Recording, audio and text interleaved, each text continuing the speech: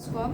Jadi yang pertama adalah air, dua-duanya sebenarnya air bersih. Cuman yang satu kan nanti bekas sabun, yang satu benar-benar air bersih buat ngebilas. Jadi biasa kita punya minimum 2 waslap. 2 cukup sih sebenarnya. Ya, jadi 2 waslap, yang satu untuk yang bersih, yang satu untuk yang di tempat yang bekas sabun, ya.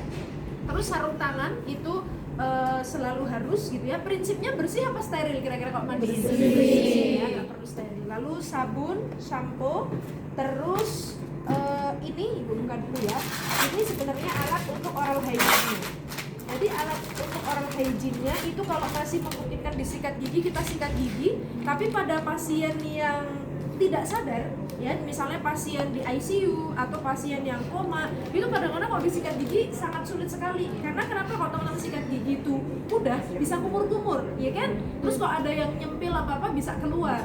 Nah makanya biasanya pada pasien dengan penurunan kesadaran kita menggunakan ini, apa namanya? Yang tahu? Apa nih?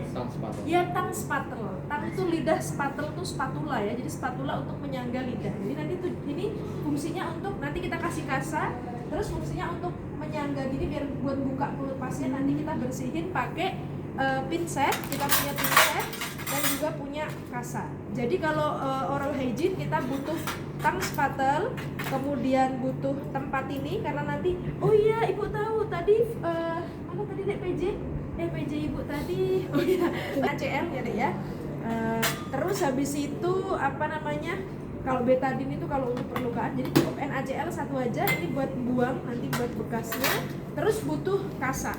Kasanya nanti akan dipakai buat apa? Nanti kita akan ambil buat ngebersihin mulutnya. Saat ini kita tadi pakai tang spatel terus kita bersihin dulu. Oke? Jadi itu alat untuk oral hygiene.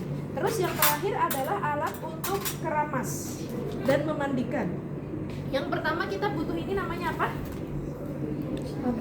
Apron ya kan? Biar apa tujuannya? Biar melindungi. Kita nggak basah ya kan? Pasiennya mah basah emang dimandiin ya. Kemudian yang kedua adalah selimut cadangan.